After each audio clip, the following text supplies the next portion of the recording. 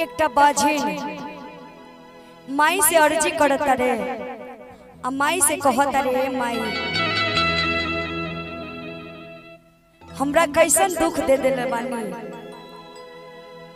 जे घर में कोई हमरा इज्जत न करता रे एगो बालक के बिना। और वो अभला माँ से कहता रे माई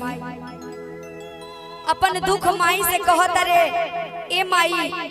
सुनीला हमर कहनिया कैसे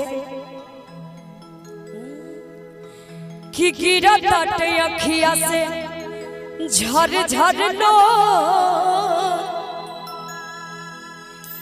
ए माई हो मांगले बजनी